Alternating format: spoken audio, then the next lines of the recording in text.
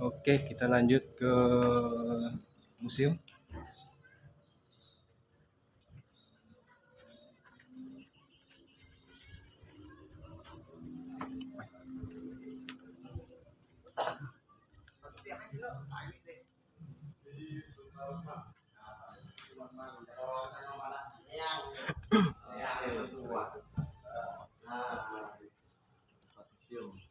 Tangan dulu.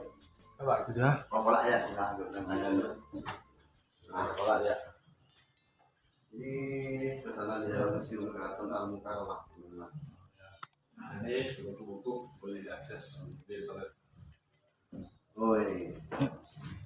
Ada buku juga teman-teman. Ada lengkap.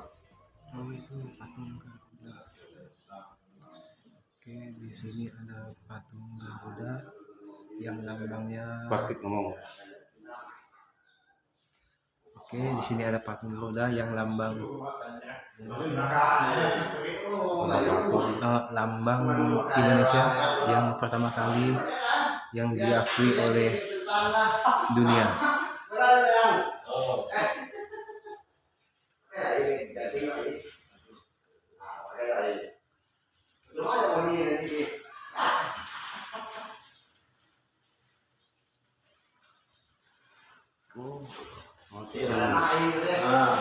Di sini juga ada gamelan yang seperti alat Jawa. Ya, di sini juga ada peninggalan seperti pedang, mandau, guci maupun Sekilas kerajaan Sintang. Boleh kamera sini semua ya. Jadi kerajaan Sintang ini dengan kerajaan pertama Sintang ini berada lokasi di Kecamatan Sepau. Nah, Sepau.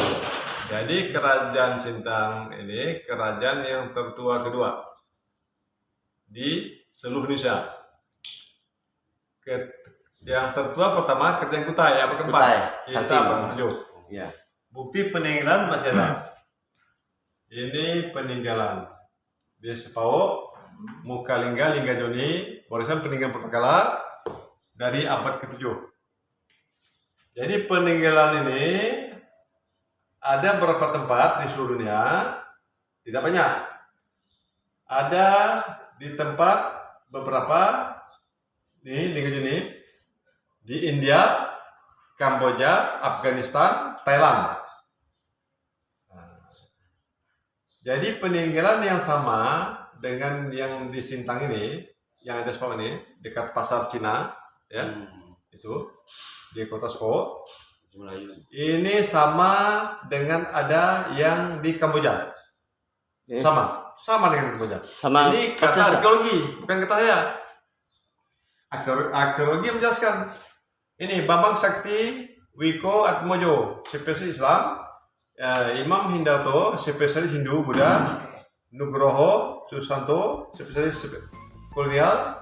Ulse Octavia, spesialis prasejarah. Ya, jadi kepalanya adalah Bambang Sakti Wiko Atmojo.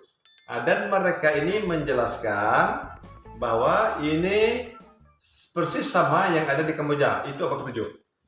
Maka Kerajaan Sintang ini didirikan pada abad ke-7. Ya, oleh Raja Aji Melayu. Memang perlu diketahui. Jadi kerajaan Hindu ini berkuasa ini selama kurang lebih sekitar 10 abad. Dari abad 7 sampai ke masuk Islam 1600-an. Jadi sekitar 10 abad, kurang dikit 10 abad. Hindu berkuasa. Masuk era Islam pada masa Abang Picin 1600-1603. Istri beliau ini namanya Dayang Mengkiang. Dari yang ceritakan tadi. anak Raja Sanggau di Mengkiang. Mengkiang masuk sungai Sekayam. Ya.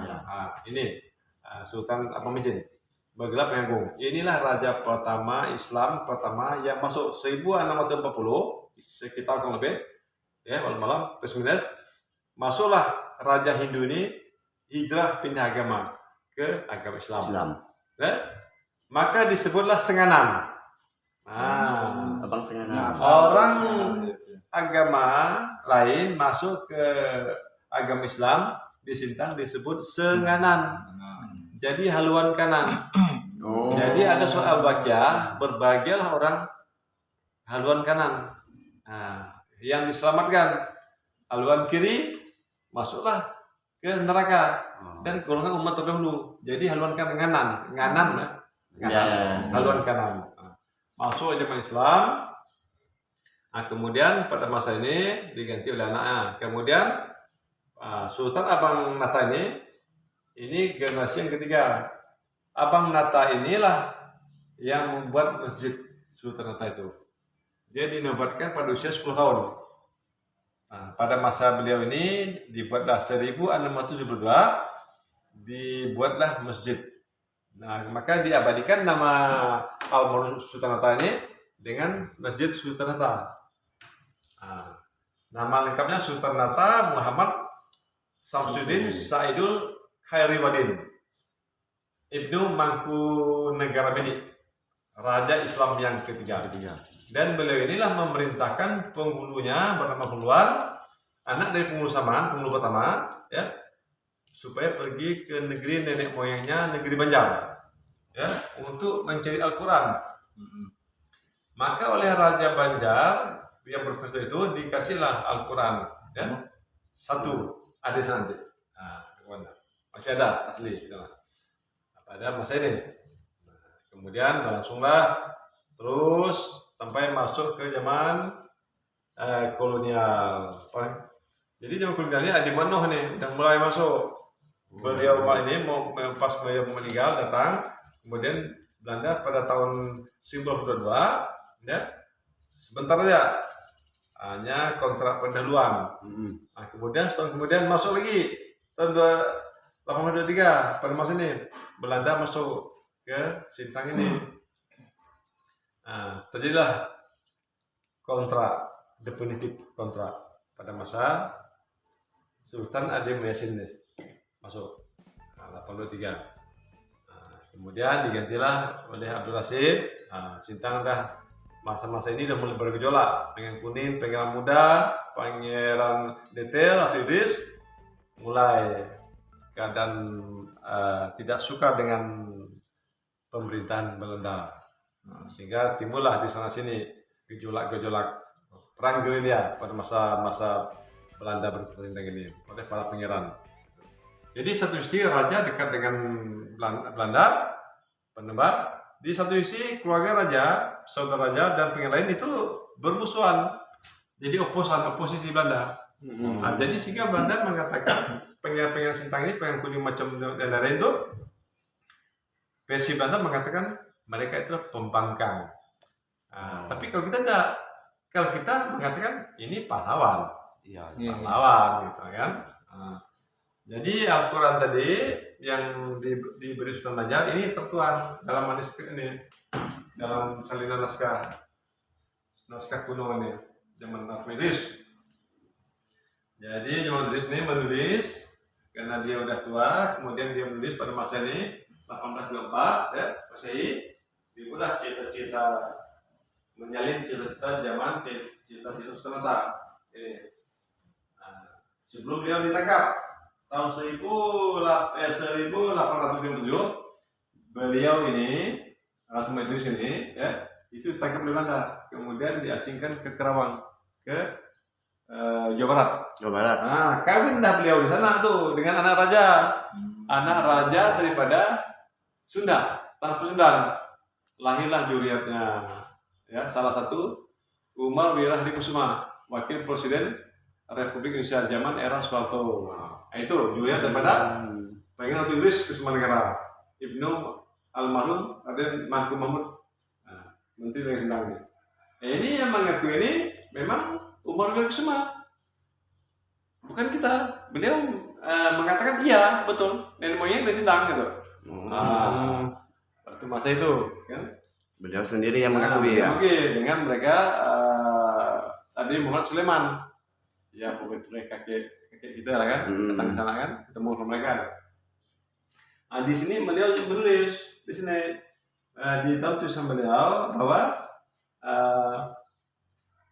memerintahkan penghulu ya, supaya pergi ke nenek moyangnya Banjar, sehingga di sana dapatlah satu Al-Quran ya. Nah, di sini dituangkan cuma ini ada ini ya, karena baginda langsung beliau keluar nih bersama-sama sultan-sultan yang paham agama mengajar orang-orang di Sintang ini tentang mengajar Al-Quran, mengajar ngaji macam ini sekilas ya. Ini udah masuk zaman era Islam, masuk.